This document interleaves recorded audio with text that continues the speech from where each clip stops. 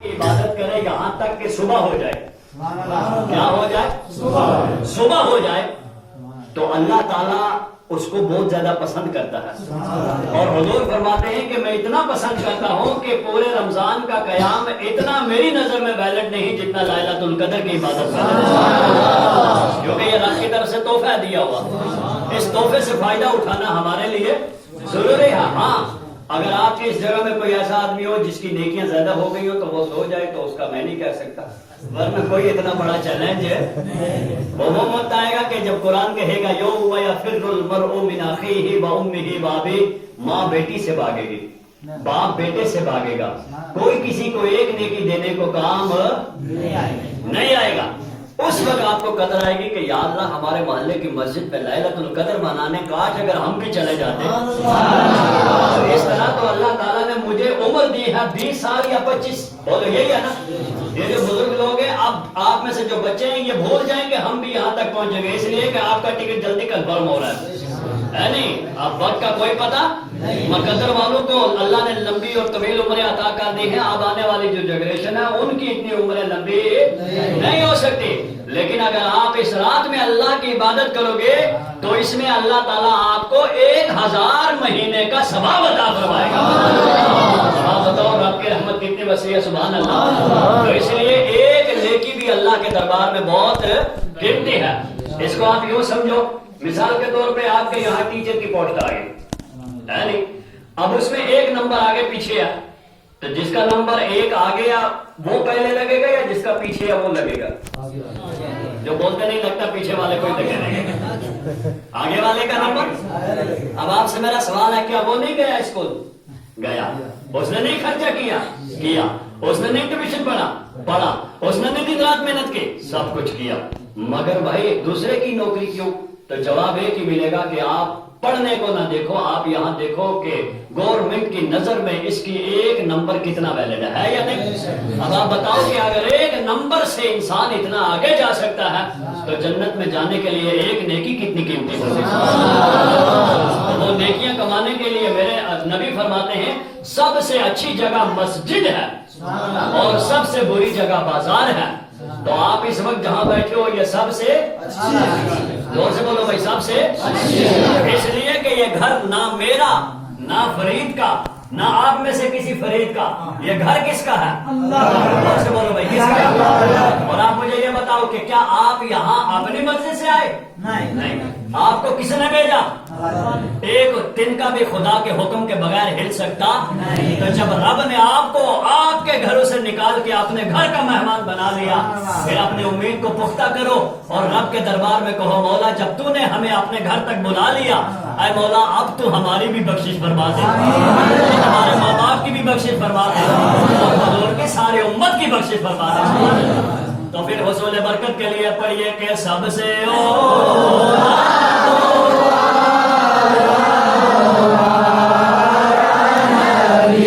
سب سے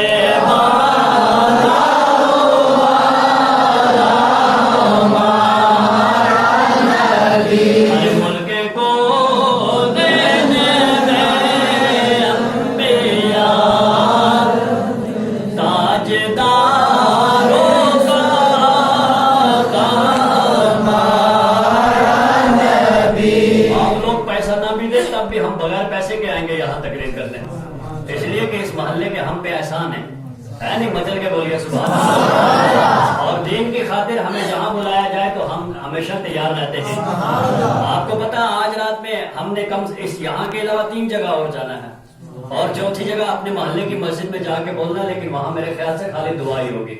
اس لیے آپ سے میری یہ گزارش ہے، میرے جانے کے بعد آپ بھی چلے جائیں گے؟ جو جائے گا ہاتھ کھڑا کرے، یہ وقت ہی بتائے گا. اللہ خیر سلامت رکھے.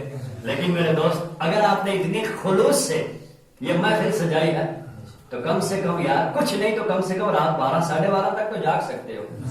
بولو بات درست ہے یا نہیں؟ اور اگر آپ پوری رات جاگو صبح فجر کی نماز نہ پڑھو تو آپ کا جاگنا فائدہ نہیں دے گا، کیونکہ نماز ہم پر فرض ہے. اور ایک شکوہ میں کر کے جاؤں گا، وہ یہ کہ جب میں آیا امام صاحب تراویح پڑھا رہے ہیں، باقی تراویح پڑھ رہے ہیں اور کچھ بار آرام سے بیٹھ کے باتیں کر رہے. اور بھئی رات اللہ کے دربار میں سر جھکانے کی ہے یار. اگر بالفرض ہم نے اگر تراویح نہ پڑھی، نماز عشاء ہی نہیں پڑھی اور باہر بیٹھ کے باتیں بنائیں گے تو اس سے ہمارا کیا فائدہ ہوگا بولو؟ اگر ہم نے اللہ کی رضا کے لیے یہاں آئے تو کم سے کم فائدہ ہونا چاہیے، ہے نہیں؟ اور میں آپ کو بتاؤں کہ اس کے علاوہ اس وقت دیکھو آپ جگہ جگہ سے مائک کے اعتبار سے کتنی رونقیں لگی ہیں، ہے نہیں؟ لگی ہیں نہیں؟ جزاک اللہ، اللہ سلامت رکھے آپ کو. یہ کتنی رونقیں لگی ہیں. اب یہ رونقیں تبھی فائدہ دیں گی جب ہمارے یہ چھوٹے جو بچے ہیں، جزاک اللہ، یہ جو چھوٹے بچے ہیں ان بچوں کو ابھی سے پتا چلے کہ اللہ کے گھر میں بیٹھ کر اللہ کی یاد کرنے سے فائدہ کیا ہے. سبحان اللہ، ہے نہیں؟ اس لیے میری آپ سے گزارش ہے جب بھی آپ کی مسجد میں پروگرام ہو آپ اس پروگرام کو ضرور اٹینڈ کرنا. پیسہ دو نہ دو کوئی ضروری نہیں ہے، لیکن آپ اپنی آخرت کی فکر کرو، اس لیے کہ یہ گھر اللہ کا ہے اور بخشنے والا بھی اللہ ہے. اور میں آپ کو بتاؤں کہ یہ جو لیلۃ القدر ہے، میرے نبی نے فرمایا تاک راتوں میں تلاش کرو. کون سی راتیں؟ تاک کس کو کہتے ہیں؟ تاک کہتے ہیں بے جوڑ، جس کا کوئی جوڑ نہیں. وتر تاک ہے یا نہیں؟ ارے جو وتر عشاء میں پڑھتے ہو تاک ہے یا نہیں؟ تاک کیوں تاک ہے کہ تین کا جوڑ، 4 کا جوڑ ہو گیا، 6 کا جوڑ، 8 کا جوڑ، 10 کا جوڑ، 12 کا جوڑ، 14 کا جوڑ، 16 کا جوڑ، 18 کا جوڑ، 20 کا جوڑ. لیکن تاک کیا ہے؟ 5 7 9 11، یعنی جس کا جوڑ نہ ہو. تو میرے نبی نے فرمایا لیلۃ القدر کو تاک راتوں میں تلاش کرو، یعنی 21. بولو سبحان اللہ. 21 کے بعد 23. سبحان اللہ. 23 کے بعد اللہ کے نبی نے فرمایا 25. 25 کے بعد 27 اور 27 کے بعد 29. اب بتاؤ ہمارے نبی نے ہمارے لیے کتنا آسان کر دیا. اگر نبی کہتے کہ 6 مہینے میں لیلۃ القدر تلاش کرو تو ہم 6 مہینے میں کر سکتے؟ بولو بھائی، 6 مہینے میں کون بیٹھتا مسجد میں؟ اور 6 مہینے اللہ اکبر. لیکن میرے نبی نے کتنا آسان کر دیا. یہ بھی نہیں کہا کہ 1 مہینے میں تلاش کرو، نہیں. اور میرے نبی نے کہا کہ رمضان کے آخری عشرے میں تلاش کرو. آخری عشرہ 20 روزے کے بعد. اب جو لوگ اعتکاف بیٹھتے ہیں اللہ کے فضل سے وہ اس رات کو تلاش بھی کر لیتے ہیں، اس لیے کہ جب وہ اعتکاف بیٹھ گئے تو مسجد سے باہر انہیں جانا نہیں، تو ہمیشہ اللہ اللہ کرنا ہے، تو یقیناً ان کو وہ تاک رات مل جاتی ہے. لیکن جس امام کے ہم مقلد ہیں، امام اعظم ابو حنیفہ، وہ کہتے ہیں کہ لیلۃ القدر جو ہے 27ویں شب ہے. سبحان اللہ. اور کون سی یہ جو آج رات ہے، اور جو قرآن مقدس میں اللہ تعالیٰ نے سورت نازل کی نا، اس سورت میں لیلۃ القدر 3 بار آیا ہے. کتنی بار؟ 3 بار. لیلۃ القدر کے لفظ کتنے ہیں؟ 9. آپ گنو، میں لفظ بولوں گا. لام، بولو یار. لام 1، یا 2، لام 3، اور تا 4، الف 5، پھر لام 6، پھر کاف 7، پھر دال 8، پھر را 9. آپ قرآن کھول کر گنتی کریں، یہی 9 لفظ ملیں گے. لیلۃ القدر. اور یہ 9 لفظ اس صورت میں کتنی بار آئے؟ 3 بار. سبحان اللہ. کتنی بار آئے؟ 3 بار. میں پڑھوں گا صورت، آپ نوٹ کرنا. انا انزلناہ فی لیلۃ القدر 1 بار آگے. وما ادراک ما لیلۃ القدر کتنی بار آئے؟ 2 بار.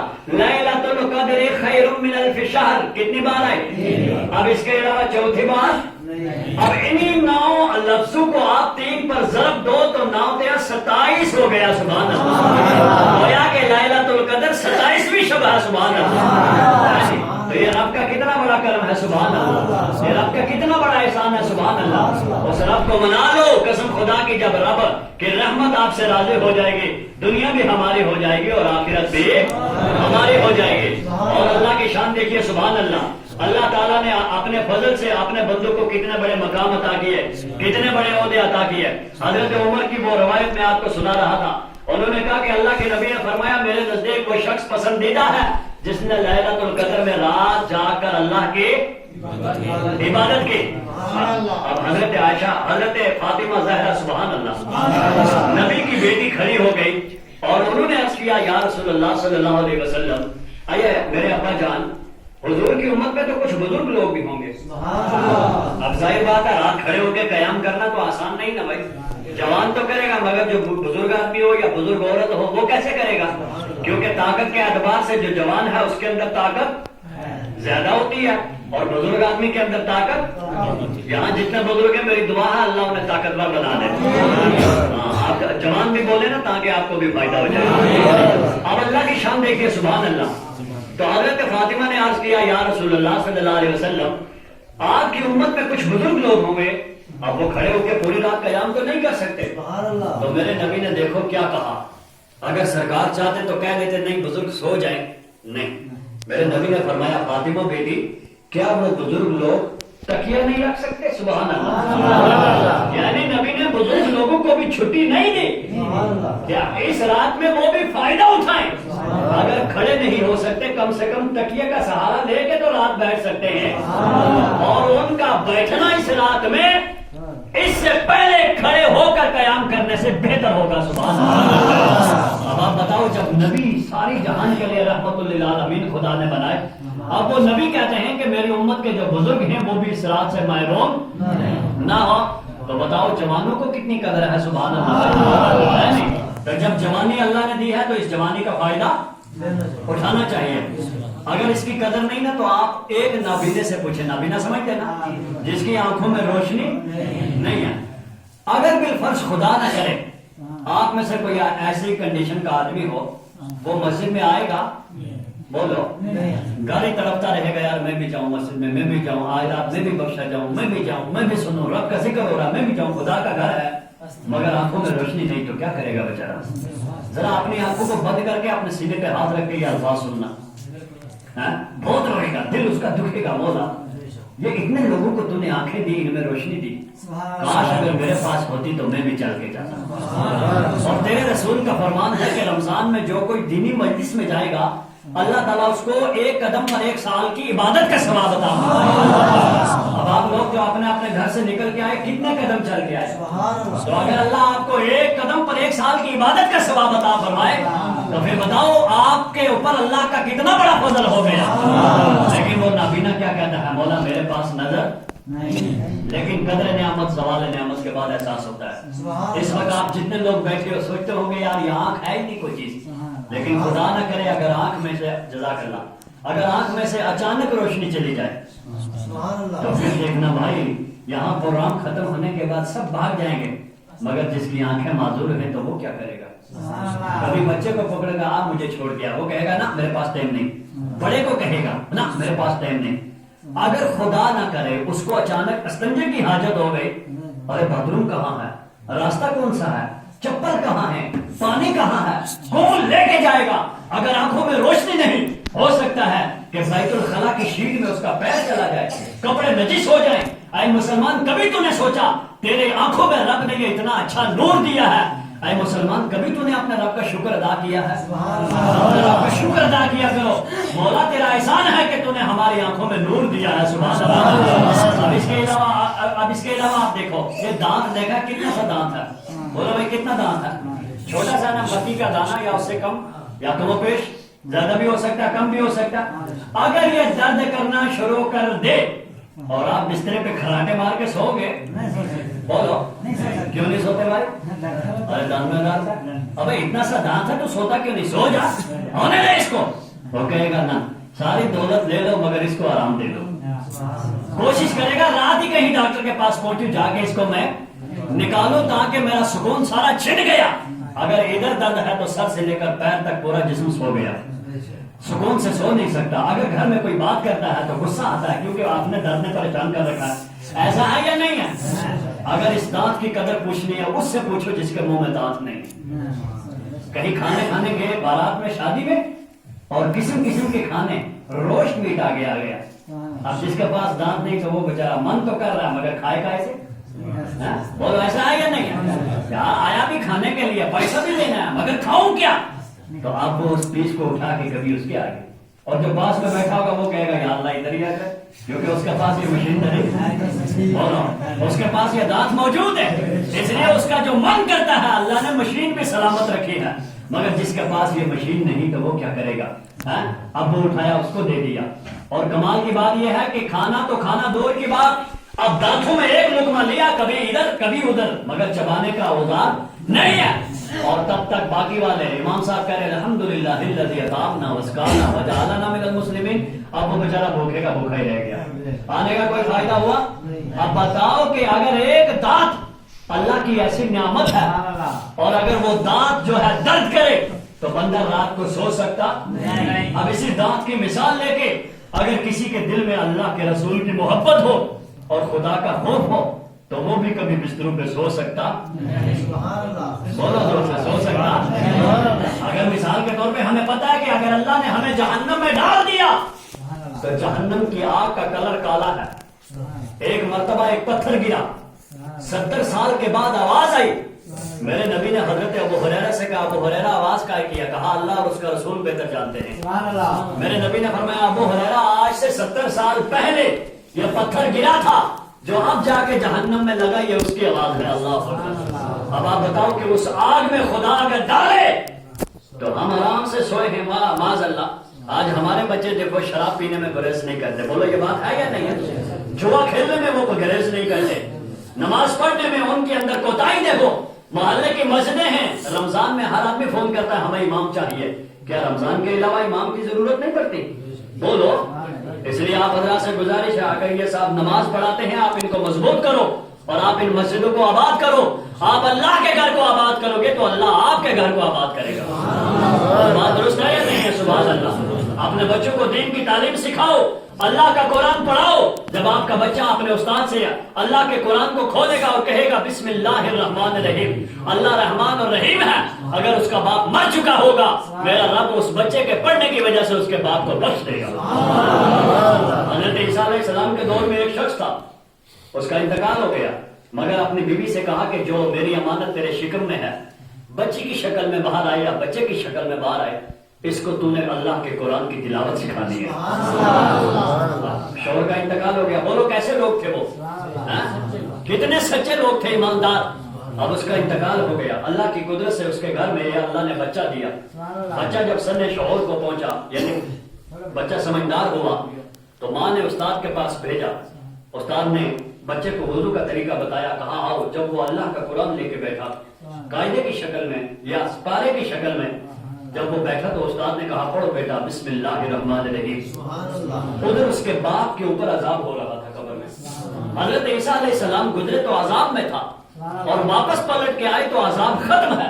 حضرت عیسیٰ علیہ السلام نے اللہ کے دربار میں عرض کیا ہے مولا جب میں گزرا تو یہ عذاب میں تھا، جب میں واپس آیا تو یہ عذاب سے بچ گیا. تو اللہ کی رحمت نے آواز دی، اے عیسیٰ، اس نے اپنا بچہ جو دنیا میں چھوڑا تھا اپنی بیوی کو وصیت کی تھی کہ اللہ کا قرآن پڑھانا. آج اس کا بچہ جب مکتب میں پڑھنے گیا اور اس نابالغ بچے نے اپنی ننھی زبان سے مجھے رحمان الرحیم کہا ہے، تو جس کا بچہ مجھے رحمان الرحیم کہے اس کے باپ کو میں عذاب دوں؟ میری شان رحمت کو یہ پسند ہے؟ مسلمانوں فخر کرو، اللہ نے جو کتاب قرآن کی شکل میں ہمیں دی ہے یہ کتاب بڑی بابرکت کتاب ہے. سبحان اللہ. اور رمضان میں آپ اس کتاب کی اگر تلاوت کرو گے، ایک لفظ پڑھو گے، اللہ تعالیٰ آپ کے اسے ایک لفظ پر اللہ تعالیٰ آپ کو 70 نیکیاں عطا فرمائے. اور رمضان کے علاوہ کتنی نیکیاں ملیں گی؟ 10. اور رمضان میں کتنی ملیں گی؟ 70. ابھی آپ سے کوئی کہہ دے کہ یہاں گنی موڑ میں چینی 5 روپے کلو ہے تو مجھے اکیلا ہی چھوڑ جاؤ گے، خرید لو گے سب جا کے؟ بولو ہے یا نہیں؟ یہ دنیا بھی لالچ ہے. ابھی 5 روپے کلو مل رہی ہے، اس طرح 50 روپے کلو ہے، 45 روپے کا فائدہ ہے، چلو لے لو. جس کو شور ہوگا وہ بھی خریدے گا کہ پڑوسی کو دے دوں گا. بولو ہے یا نہیں ہے؟ اگر دنیاوی لالچ کے لیے تم بھاگ کے 5 روپے کا منافع کما سکتے ہو تو بلا تشبیہ و تمثیل میرے رب نے آپ کو رمضان کا چاند نظر آتے ہی 10 کی جگہ 70 کی ضرب لگا دی. آپ کتنے نیکیاں ملیں گی؟ 70 نیکیاں. اور آپ ایک بار سبحان اللہ کہو گے، آپ کی وہ ایک بار سبحان اللہ کہنا اللہ تعالیٰ کے دربار میں کتنا ثواب ملے گا؟ 70. اس طرح آپ 70 بار کہو گے اللہ اللہ اللہ، بولو اللہ اللہ اللہ. دیوانوں کی طرح آواز آنی چاہیے اللہ اللہ اللہ. تو جتنی بار آپ کہو گے زبان سے اتنا آپ کو ثواب ملے گا. لیکن اگر رمضان میں آپ نے 10 بار لفظ اللہ کہا تو 10 کو 70 سے ضرب دے کر دیکھیے کہاں پہنچتا ہے. اس لیے آپ حضرات میرے جانے کے بعد یہاں کلمات پڑھیے، ہے نہیں آپ صاحب، ختم شریف پڑھیے، اللہ اور اس کے رسول کا ذکر کیجیے کہ لا الہ الا اللہ، لا الہ الا اللہ، لا الہ الا اللہ، لا الہ الا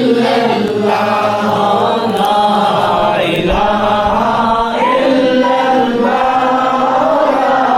الہ الا اللہ.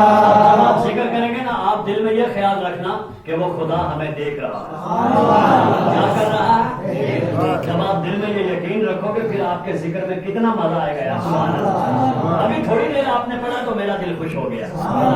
تو جب آپ اللہ کے نام کو بلند کرو گے نا، آپ نے کسی محلے کے صاحب کو راضی نہیں کرنا، آپ نے مدینے والے مصطفیٰ کو راضی کرنا. اب جب نبی راضی ہو گئے تو خدا راضی ہو گیا. اب جب خدا راضی ہو گیا تو ہماری زندگی بھی بلند ہو جائے گی اور ہمارے آخرت بھی بلند ہو جائے گی. اس لیے میں آپ کو بتاؤں، جس لباس کو ہم نے پہن کے جانا ہے اس لباس میں کوئی جیب، دور سے بولو، کوئی جیب نہیں. میں یہاں آیا، یہ جو کپڑے پہن کے آیا، یہاں بھی سائڈوں میں بھی جیب ہے، اوپر بھی جیب ہے. تو میں جب دنیا میں سفر کروں گا 10 قسم کا انتظام لے کے جاؤں گا کہ مجھے کہیں ضرورت پڑ سکتی ہے. لیکن ایک سفر ایسا ہے کہ جہاں جس لباس کو پہن کے جاؤں گا نا، اگر میں اس میں کھڑا ہو جاؤں تو محلے والے بھاگ جائیں گے. ایسا ہے یا نہیں؟ ارے کفن، کفن میرے نبی فرماتے ہیں کہ اللہ نے میری امت کو سارے نبیوں کی آخر میں اس لیے بھیجا کہ تاکہ میری امت کو قبر میں کم رہنا پڑے، تاکہ قبر میں میری امت کو کم رہنا پڑے. اب دیکھو میرے نبی کتنے بڑے مہربان ہیں اپنی امت پر کہ قبر میں زیادہ رکھنا بھی اللہ کے نبی کہتے ہیں مجھے پسند نہیں ہے. وہ کتنے بڑے رحمان ہیں. آج ہم اسی نبی کے ماننے والے ہیں اور ہم اگر بے حیائی کریں، کتنے ہمارے نوجوان بچے ہیں اگر پیشاب کی ضرورت پڑے تو کھڑے کھڑے پیشاب کرتے یا نہیں کرتے؟ جب ہوا چلتی ہے تو وہ پیشاب ان کے کپڑوں پہ پڑتا ہے. یہاں تک کہ اگر ہوا تیز چلے تو ان کے چہرے پہ پڑ سکتا ہے. اے مسلمان، جب تیرا لباس پاک نہیں تو تیری نماز کہاں سے ہو جائے گی؟ بولو بات درست ہے یا نہیں ہے؟ اور جب نماز کے لیے ہاتھ جائے تو پانی لیا چھٹا پٹ، پتہ ہی نہیں دھونا کس طریقے سے. وضو میں کتنا فرض ہے؟ بولیے ماشاءاللہ، کتنے فرض ہے؟ 4. سب سے پہلا فرض کیا؟ نماز کے لیے سب سے پہلی چیز ہے وضو. اس لیے کہ اللہ قرآن میں کہتا ہے یا ایھا الذین آمنوا، اے ایمان والو، فاغسلوا وجوہکم وایدیکم الی المرافق. جب تم نماز کا ارادہ کرو تو سب سے پہلے کیا دو؟ چہرہ. کیا دو؟ زور سے بولو. کہاں سے کہاں تک دھونا؟ فائدہ نا، تاکہ تقریر کا کچھ فائدہ بھی ہو جائے آپ کو بھائی. کہاں سے کہاں تک دھونا؟ پیشانی کے بالوں سے لے کر ٹھوڑی کے نیچے. پیشانی کے بعد یہ جو ماتھے کے اوپر ہے نا بال، پیشانی کے بالوں سے لے کر ٹھوڑی کے نیچے.